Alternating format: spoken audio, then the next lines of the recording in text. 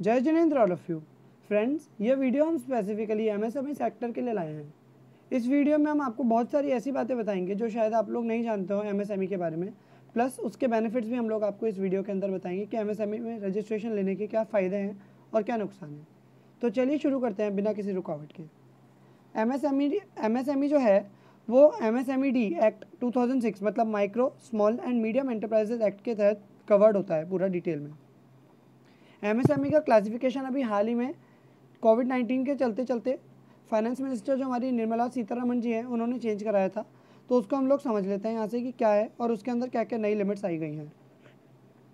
अगर हम लोग माइक्रो एंटरप्राइज की तरह रजिस्टर होना चाहते हैं तो हमारा इन्वेस्टमेंट और टर्नओवर, आजकल दो लिमिट्स चलेंगी, इन्वेस्टमेंट भी और टर्नओवर भी, और यहाँ पर वर्ड किया गया है एंड, तो ये दोनों लिमिट्स का कंपल्शन फॉलो होना ज़रूरी है। अगर हमारा इन्वेस्टमेंट 1 करोड़ से कम है, प्लांट एंड मशीनरी और सारा इन्वेस्टमेंट, और टर्नओवर हमारा मतलब हमारी बिक्री सेल 5 करोड़ से कम है, तो हम लोग माइक्रो एंटरप्राइज के अंदर रजिस्ट्रेशन ले सकते हैं।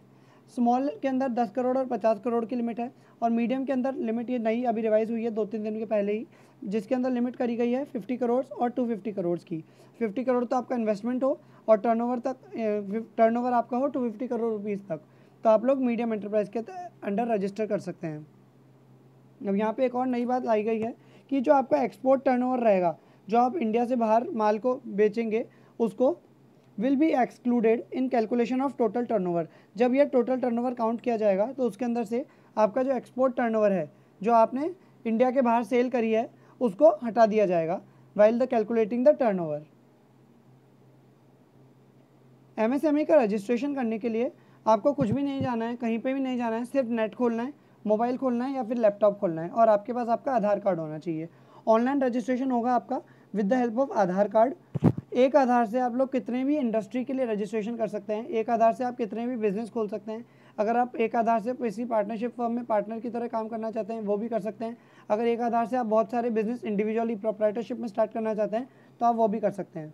इसके लिए आपके लिए एक वेबसाइट है udyog-aadhar.gov.in, या आप लिंक एड्रेस लिख लीजिए अपने कागज़ पे और वहीं से इस लिंक पे जाइएगा, या फिर हम लोग इसका आपको लिंक डिस्क्रिप्शन बॉक्स के अंदर दे देंगे, आप लोग वहाँ से भी यहाँ जा सकते हैं।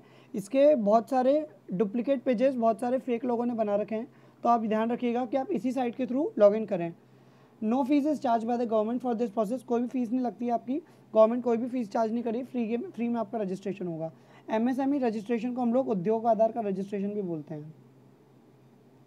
अब हम लोग ये देखते हैं कि एमएसएमई के अंदर रजिस्ट्रेशन कराने के फ़ायदे क्या क्या हैं, बेनिफिट्स ऑफ एमएसएमई रजिस्ट्रेशन।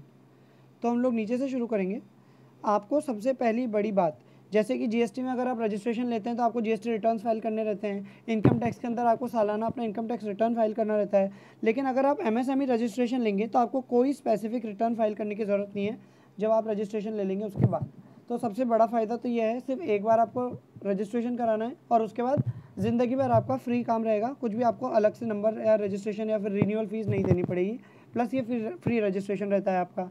दूसरा, एमएसएमई समाधान, हमारी गवर्नमेंट ने नया पेज खोला है एमएसएमई रजिस्टर समाधान। ये आप लोगों के लिए बहुत ज़्यादा फ़ायदेमंद है। अगर आप लोग किसी को उधारी हुए माल बेचते हैं और 45 दिन के अंदर आपको उससे पैसा नहीं मिलता है, तो आप इसके अंदर आप अपनी कंप्लेन लॉन्च करा सकते हैं। इसको हम लोग पूरा डिटेल में देखेंगे, अगला टॉपिक अपना यही रहेगा। अगला है, बहुत सारी सब्सिडीज़ गवर्नमेंट देती है एमएसएमईज़ को। फॉर एग्जांपल रिबेट दे देती है इलेक्ट्रिसिटी बिल पर, लैंड आपको सस्ता करके दे देती है, ज़मीन मतलब। और अगला बेनिफिट है एमएसएमई एक्सचेंज बनाया गया है फॉर बिल डिस्काउंटिंग, कि अगर आप लोगों ने अपना माल उधार पर बेच रखा है तो और आप लोग अभी हाथों हाथ उस पैसे को चाहते हैं, तो आप लोग यहाँ एसएमई एक्सचेंज पर जाइए, रजिस्ट्रेशन करवाइए अपना, और अपना बिल या जो भी आपका बिल है सेल बिल उसको अपलोड कीजिए, और उसके हिसाब से बैंक आपको कुछ 1-2% काट कर पूरा पैसा आपको हाथों हाथ दे देगा। तो इसके लिए आपको उधारी के टाइम के लिए रुकना नहीं पड़ेगा और आपका पैसा हाथों हाथ रियलाइज़ हो जाएगा। अगला पॉइंट है कि अगर आप लोग ट्रेडमार्क लेना चाहते हैं तो एमएसएमई के लिए ट्रेडमार्क्स की फ़ीस रहती है 4500। एमएसएमई के लिए क्या मतलब स्मॉल एंटरप्राइजेज़ के लिए, एमएसएमई पूरा नहीं, सिर्फ स्मॉल एंटरप्राइजेज़ के लिए, स्टार्टअप्स के लिए, इंडिविजुअल्स के लिए, जबकि दूसरों के लिए रहती है 9000 रुपये। तो ये भी आपको एक फ़ायदा मिल गया एमएसएमई में रजिस्ट्रेशन कराने का। बहुत सारी इंडस्ट्रीज़ के अंदर एमएसएमईज़ को प्रेफरेंशियल ट्रीटमेंट दिया जाता है। फॉर एग्जांपल कहीं पे कुछ गवर्नमेंट के टेंडर ऐसे खुलते हैं जो कि सिर्फ एमएसएमई के लिए ही लागू रहते हैं, मतलब वहाँ पर सिर्फ एमएसएमई ही रजिस्ट्रेशन करवा सकते हैं अपना। बहुत सारे टैक्स रिबेट्स आपको मिलते हैं एमएसएमई में रजिस्ट्रेशन होने के बाद। फॉर एग्जांपल आप 44 एडी में अपना रिटर्न फाइल कर सकते हैं, एडीए के अंदर कर सकते हैं, एई के अंदर कर सकते हैं, ये सब इनकम टैक्स के सेक्शन रहते हैं। जीएसटी के अंदर भी अगर आप लोगों का 1.5 करोड़ से कम का टर्नओवर है तो आपको कोई HSN कोड की रिक्वायरमेंट नहीं रहती है। अगर आपका 1.5 करोड़ से कम टर्नओवर है तो आप क्वार्टरली फाइलिंग के लिए, क्वार्टरली GSTR1 रिटर्न फाइलिंग के लिए अप्लाई कर सकते हैं, ठीक है। बैंक लोन्स आप लोगों को आजकल ये बैंक लोन्स का तो बहुत ज़्यादा सिस्टम अच्छा हो चुका है एमएसएमईज़ के लिए, क्योंकि कोविड-19 के लिए जो रिलीफ पैकेज आया था उसमें इनके लिए पूरी पर्टिकुलर एक डिटेल्स आ चुकी हैं। Bank loans become cheaper and there is very access to credit, very easy access to credit. Priority lending आपको दी जाती है कि एमएसएमई में आपको सबसे पहले हम लोग लैंडिंग दे देंगे, आप लोगों के लिए इंटरेस्ट रेट्स भी कम की जाएंगी। और अगर आप लोग कोई एमएसएमई मतलब एनपीए वाले सेक्टर के अंदर हैं, आप लोगों ने बैंक को पहले कुछ पे करने के अंदर जो आपने लोन दे रखा था उसमें कुछ दिक्कत कर दिया या फिर लेट दिया, आपने एनपीए हो चुका है 90 दिन से ज़्यादा के कारण, तो डिस्ट्रेस वाला हो सकती है आपके एसेट हो, तो MSMEs can get there loan या फिर ईएमआई रीस्ट्रक्चर्ड वन टाइम। तो आप लोगों को ये भी बेनिफिट है कि आप लोगों का जो लोन है या फिर जो ईएमआई है उसको आप बैंक में जाकर एक बार रीस्ट्रक्चर करवा सकते हैं, और इंटरेस्ट सब्सिडी भी आपको बैंक बहुत बार दे देता है यहाँ पर। मैट क्रेडिट, अगर आप लोग कंपनी है एमएसएमई के अंदर रजिस्टर्ड है कंपनी की तरह, तो आपको मैट क्रेडिट जो मिलता है वो 15 साल का टाइम मिलता है, ऐसे यूजुअली 10 साल का टाइम रहता है ये। तो ये आपके लिए बहुत सारे बेनिफिट्स है एमएसएमई में रजिस्ट्रेशन कराने के लिए। अब हम लोगों ने जो देखा था कि एमएसएमई समाधान होता क्या है वो देखते हैं हम लोग। एमएसएमई समाधान one of the fastest recovery tool of debtors, जो आपने बिक्री करी है उधार पर उसको सबसे जल्दी रिकवर करने का टूल एमएसएमई समाधान हमारी गवर्नमेंट हमारे लिए लाई है।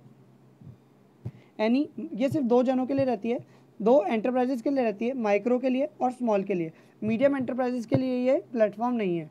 माइक्रो और स्मॉल एंटरप्राइजेस जिनका वैलिड उद्योग आधार है, जिसको हम लोग एमएसएमई रजिस्ट्रेशन भी बोलते हैं, जो कि उद्योग आधार रजिस्ट्रेशन भी कहा जाता है, वो इसके अंदर अप्लाई कर सकती हैं फॉर कलेक्शन ऑफ डेब्ट्स। जो उन्होंने उधार माल अपना बेच रखा है और जिनका 45 दिन से ज़्यादा माल का पेमेंट नहीं आया है, उनके लिए ये एमएसएमई समाधान खोला गया है। अगर हम लोग लॉफुली देखें तो एज़ पर द लॉ, जिसका नाम है हमारे एक्ट का एमएसएमई को जो गवर्न करता है, वो है MSMED act 2006। If the payment of MSME is not made with in 45 days, अगर पेमेंट जो एमएसएमई को ड्यू होना चाहिए था उस एंटरप्राइज को जितना बकाया था वो 45 दिन के अंदर आप लोगों ने पे नहीं कराया, जिसने भी माल उनसे खरीदा है, देन द गवर्नमेंट, जो सरकार रहेगी, विल फोर्स द बायर, वो बायर को फोर्स करेगी to make the payment to MSME, कि आप जल्दी से जल्दी एमएसएमई को पेमेंट करो। For availing this we can complain at MSME portal of Samadhaan. जो एमएसएमई पोर्टल समाधान है, एमएसएमई समाधान के नाम से आप गूगल सर्च करेंगे मिल जाएगा आपको, वहाँ पर आप कंप्लेन कर सकते हैं उस बायर के खिलाफ। स्पेशल फीचर क्या है इसका, सेक्शन 16 के बारे में इसकी बात की गई है एमएसएमई एक्ट 2006 के। The buyer is liable to pay compound interest with monthly rest to the supplier. Here MSME जो बायर है उसको कंपाउंड इंटरेस्ट पे करना पड़ेगा on the due amount with monthly rest, monthly के हिसाब से ये लोग मंथली रेस्ट के हिसाब से होगा payment, on due amount at 3 times of the bank rate notified by the RBI. जो कि एसबीआई जो हमारा बैंक है उसने जो रेट फिक्स कर रखी होगी उसके 3 times से ज़्यादा आप लोगों को, 3 times से ज़्यादा क्या मतलब 3 times का जो इंटरेस्ट रहेगा, मतलब अगर एसबीआई ने 9% की रेट फिक्स कर रखी है तो 9 3 27% के हिसाब से आपका इंटरेस्ट लगेगा, वो भी compounding monthly. If payment not made with in 45 days of acceptance of goods या फिर सर्विसेज रेंडर्ड, तो आप लोगों को इंटरेस्ट देना पड़ेगा एमएसएमई को एक्स्ट्रा के अंदर, इंक्लूसिव ऑफ द अमाउंट जो आपका ड्यू था। इस पूरे पॉइंट को अगर हम लोग शॉर्ट में समझने की कोशिश करें तो ये कह रहा है कि अगर एमएसएमई ने माल अपना बायर को बेचा और उसको 45 डेज़ के अंदर अंदर अपना पैसा वापस नहीं मिला है, तो एमएसएमई क्या कर सकती है, एमएसएमई समाधान के पास जाएगी, उस प्लेटफॉर्म पर रजिस्टर करेगी अपनी कंप्लेंट को, और फिर एमएसएमई जो समाधान है वो बायर को फोर्स करेगा कि तुम इसको पेमेंट करो फिर से, और अगर तुम लोग 45 दिन के अंदर पेमेंट नहीं करते हो तो आपको ब्याज देना पड़ेगा उस पेमेंट के साथ साथ, जो कि एसबीआई की जो रेट रहेगी उससे 3 गुना ज़्यादा रहेगा, प्लस वो कंपाउंडिंग मंथली वाला ब्याज रहेगा। तो ये एमएसएमई के लिए बहुत बड़ा फ़ायदा है जो कि एमएसएमई समाधान के थ्रू आया गया है। अब ये है जो हम लोग जिस प्लेटफॉर्म पर हम लोग हमारी कंप्लेंट को दर्ज करेंगे वो 90 दिन के अंदर अंदर अपना आंसर डिसाइड कर देगी कि क्या करना है। If supplier wants to file appeal तो नो प्रॉब्लम, मतलब क्या हुआ, अगर एमएसएमई उस काउंसिल के डिसीजन से खुश नहीं है और वो अपील फाइल और करना चाह रही है हाई कोर्ट के अंदर, सुप्रीम कोर्ट के अंदर, या फिर जो भी लॉ है उसके अकॉर्डिंग, तो वो अपील इजीली फाइल कर सकती है, उसके अंदर कोई दिक्कत नहीं है। लेकिन अगर बायर है जिसने माल एमएसएमई से ख़रीदा था, वो अगर एमएसएमई से उस काउंसिल के डिसीजन से खुश नहीं है और वो अपील फाइल करना चाहता है, तो उसको पहले जो 75% ड्यूज थे एमएसएमई को जो उसको देने थे वो जमा कराने पड़ेंगे, और उसके बाद ही वो अपील उसकी फाइल की जाएगी और कोर्ट उस अपील को दाखिल करेगा। If MSME deals with company, ये एक और बेनिफिट है एमएसएमई के लिए कि अगर एमएसएमई डील करती है कंपनी के साथ, मतलब कंपनी को अपना माल बेचती है और कंपनी डिफ़ॉल्ट कर जाती है पेमेंट के अंदर एमएसएमई को, तो company need to report in its balance sheet along with the delayed interest paid और पेबल। उस कंपनी को जितना उसने एमएसएमई को डिफ़ॉल्ट किया है उसको अपनी बैलेंस शीट के अंदर दिखाना पड़ेगा। उसके साथ साथ उसको क्या दिखाना पड़ेगा कि उसने इंटरेस्ट कितना पे करा है एमएसएमई को, प्लस इंटरेस्ट कितना और बकाया है एमएसएमई के लिए।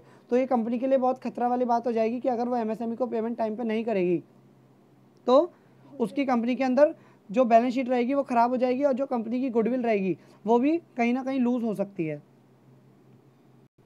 अब हम लोग ये देखते हैं कि जो नोवेल कोरोना वायरस है उसके कारण सरकार ने एमएसएमई को प्रमोट करने के लिए क्या क्या फैसिलिटीज़ दी हैं। अगर अभी तक आप लोगों ने हमारा चैनल को सब्सक्राइब नहीं करा है तो आप सब्सक्राइब कीजिए, प्लस उसके साथ साथ जो बेल आइकन है उसको भी प्रेस कीजिए, ताकि जो हमारे नए नए वीडियोज़ आएँ या फिर जो आपकी क्वेरीज़ में हम लोग वीडियोज़ डालें उनके नोटिफिकेशंस आपको सबसे पहले पहुँचें और आप सबसे पहले इसका फ़ायदा उठा पाएँ। फैसिलिटीज़ ड्यू टू कोविड-19, सबसे पहले हम लोग ये देखते हैं कि सबसे अच्छी फैसिलिटी क्या है। 3 लाख करोड़ का कोलेट्रल फ्री ऑटोमेटिक लोन दिया गया है for businesses including MSMEs. Collateral free का मतलब क्या हुआ, आपको कुछ और डिपॉजिट रखे बिना आपको लोन मिल जाएगा, ठीक है। Collateral free automatic loan, automatic word पे आप गौर कीजिए। इसका मतलब क्या हो गया, जो आपका 29 फरवरी 2020 का आउटस्टैंडिंग क्रेडिट थी उसका 20% तक आपको उसका 20% तक आपको ऑटोमेटिक लोन ले सकते हैं आप लोग। इसके लिए आपको थोड़ा सा अप्लाई करना पड़ेगा। अब एलिजिबिलिटी क्या है इसकी, बोरोवर जो रहेगा विद अप टू 25 करोड़ का आउटस्टैंडिंग लोन, उस जिसका 25 करोड़ से कम का आउटस्टैंडिंग लोन है, प्लस एंड दूसरी लिमिट एक साथ और चलेगी, 100 करोड़ तक का टर्नओवर है उसका, वो ही इस लोन को 20% वाली लिमिट को ले सकता है एक्स्ट्रा में। These will be term loan with 4 years tenure, इनका टेन्योर जो रहेगा इस 20% एक्स्ट्रा वाले का 4 साल का रहेगा। एंड दूसरी बात, मॉरेटोरियम रहेगा 12 मंथ का ऑन प्रिंसिपल रीपेमेंट, आपको प्रिंसिपल रीपेमेंट नहीं करना है 12 महीने तक, ठीक है। बहुत अच्छा बेनिफिट है ये, ब्याज तो लगेगा लेकिन प्रिंसिपल रीपेमेंट आपको नहीं करना है 12 महीने तक। इसके लिए कोई गारंटी आपको अलग से देने की ज़रूरत नहीं पड़ेगी, इसलिए कोलेट्रल फ्री और लोन है, plus no fresh collateral is to be made. और अगर आप लोगों को ये लोन लेना है 20% एक्स्ट्रा, जो आपका 29 फरवरी को ड्यू था उसके एक्स्ट्रा में 20% लेने की आपको इच्छा है, तो उसके लिए आपको 31 अक्टूबर 2020 31 अक्टूबर 2020 के पहले बैंक में जाकर जिस भी बैंक से आपने लोन ले रखा है उसको अप्लाई करना पड़ेगा। दूसरा बेनिफिट जो आपको फैसिलिटी दी गई है कोविड-19 के थ्रू, वो ये है कि जो भी ग्लोबल टेंडर्स रहेंगे अप टू 200 करोड़, वो ग्लोबल टेंडर्स नहीं ओपन करे जाएंगे, वो सिर्फ इंडियन कंपनीज़ के लिए ओपन किए जाएंगे जो कि 200 करोड़ के अप टू टेंडर्स रहेंगे। उसके अंदर कोई ग्लोबल कंपनी फ़ायदा नहीं ले सकती है या फिर टेंडर नहीं डाल सकती है। तो ये आत्मनिर्भर जो हमारा प्रधानमंत्री ने जो दिया था उसके हिसाब से आ जाएगा ये। अगला बेनिफिट है हमारा कि 20,000 करोड़ की सबऑर्डिनेट डेट दिया जाएगा for stressed MSMEs. Stressed MSMEs क्या हो गई, जो एनपीए चल रही थी, फॉर इक्विटी सपोर्ट, जिनके इक्विटी सपोर्ट के लिए हेल्प की जाएगी। फंक्शनिंग एमएसएमईज जो हैं विच आर एनपीए और are stressed will be eligible इस लोन को लेने के लिए। Government will provide ₹4,000 crore to CGT MSME to CGT MSE which is a guarantee agency, जो कि एमएसएमईज के लिए हेल्प की जाएगी। Will provide partial credit guarantee support to banks, और फिर बैंक्स आगे एमएसएमईज को इसका लोन दे देंगे। इसके अंदर क्या होगा, प्रमोटर्स ऑफ एमएसएमई, जो प्रमोटर्स नहीं है एमएसएमई के, will be given debt by banks which then will be infuse by promoter as equity in the MSME. MSM जो बैंक रहेंगे वो प्रमोटर्स को लोन दे देंगे प्रमोटर्स के नाम पर, और फिर जो प्रमोटर्स रहेंगे वो एमएसएमई के अंदर अपनी इक्विटी के थ्रू इसके एमएसएमई के अंदर पैसा डाल देंगे। ऐसे इसका ट्रांजैक्शन रूट करेगा। लास्ट बेनिफिट है 50,000 करोड़ इक्विटी इन्फ्यूजन किया जाएगा for MSMEs through fund of funds के थ्रू भी 50,000 करोड़ का इक्विटी इन्फ्यूजन एमएसएमईज के अंदर गवर्नमेंट द्वारा किया जाएगा। लास्ट, अगर एमएसएमई के अंदर एमएसएमई के अंदर हमारे को रजिस्ट्रेशन लेना है तो हमारे को क्या क्या डॉक्यूमेंट्स की रिक्वायरमेंट रहेगी वो हम लोग देख लेते हैं। उसके बाद हम लोग एक और पॉइंट देखेंगे कि एमएसएमई रजिस्ट्रेशन ट्रेडर्स के लिए होता है या नहीं होता है, या फिर can traders also avail the benefit of MSME. उसकी एक प्लानिंग भी देखेंगे हम लोग छोटी सी, कि हम लोग ऐसे करके एमएसएमई का रजिस्ट्रेशन ले सकते हैं ट्रेडर होने के बावजूद भी। डॉक्यूमेंट्स क्या क्या चाहिए हमारे को? आधार नंबर सबसे पहला चाहिए। अगर हम लोग पार्टनरशिप के अंदर हैं तो हमारे को पार्टनर का आधार नंबर चाहिए होगा, कंपनी के अंदर है तो डायरेक्टर का चाहिए होगा, और अगर एचयूएफ है हमारी तो इंचार्ज या सॉरी जो करता है उसका आधार नंबर हमारे को चाहिए होगा। इंडस्ट्री या फिर ट्रेड नेम हमारे को चाहिए कि हमारे को किस नाम से हमारी इंडस्ट्री खोलनी है। बैंक अकाउंट की डिटेल्स चाहिए होंगी। बिजनेस एड्रेस का प्रूफ चाहिए होगा, फॉर एग्जांपल रेंट एग्रीमेंट हो गया, लाइट का बिल हो गया, यहाँ पर पानी का बिल भी ये लोग मान रहे हैं। पैन नंबर चाहिए होगा उस यूनिट का, अगर पार्टनरशिप है तो पार्टनरशिप का, कंपनी है तो कंपनी का, और अगर एचयूएफ है तो एचयूएफ का। पार्टनरशिप डीड के केस में पार्टनरशिप डीड लगेगी, और अगर कंपनी है तो सर्टिफिकेट ऑफ इनकॉर्पोरेशन, और उसके साथ साथ एमओए और एओए कंपनी का। अब हम लोग जो बहुत ज़्यादा चर्चित इशू है, ट्रेडर्स को एमएसएमई रजिस्ट्रेशन मिलेगा या नहीं, लास्ट के अंदर वो डिस्कस करते हैं। अगर आप प्योर ट्रेडर हैं तो एज़ पर माई व्यू आपको नहीं मिल पाएगा। ये मेरा व्यू है, ज़रूरी नहीं है। अगर गवर्नमेंट इसके बाद कुछ और चेंजेस ले आती है या फिर कुछ और क्लैरिफिकेशन दे देती है तो ये व्यू चेंज हो जाएगा। एमएसएमई रजिस्ट्रेशन 2 कैटेगरीज के लिए होता है सिर्फ, ये अपन जानते हैं, मैन्युफैक्चरर्स के लिए और सर्विस प्रोवाइडर्स के लिए। और मैन्युफैक्चरर हो या सर्विस प्रोवाइडर हो, इन दोनों के अंदर ये ट्रेडर नहीं घुस पाता है। तो मेरा व्यू ये है।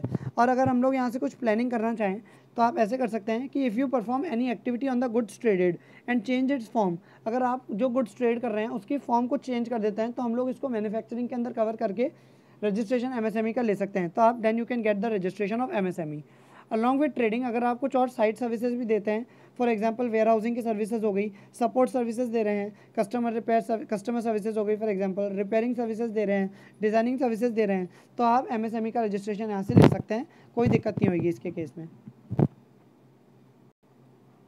तो फ्रेंड्स, ये कुछ इंपॉर्टेंट पॉइंट्स थे एमएसएमई के बारे में जो आप लोगों को शायद पता नहीं हो। अगर आप लोगों को ये वीडियो अच्छी लगी हो तो लाइक कीजिए, सब्सक्राइब कीजिए हमारा चैनल को, ताकि हम लोग नए वीडियोस को देख सकें, और press the bell icon so as to receive the notifications of our new videos. अगर आप लोगों को वीडियो अच्छी लगी हो तो अपने फ्रेंड्स के साथ भी शेयर कीजिए और इसके बेनिफिट्स दूसरों लोगों तक भी पहुँचाइए। थैंक यू, बाय बाय, जय जिनेंद्र।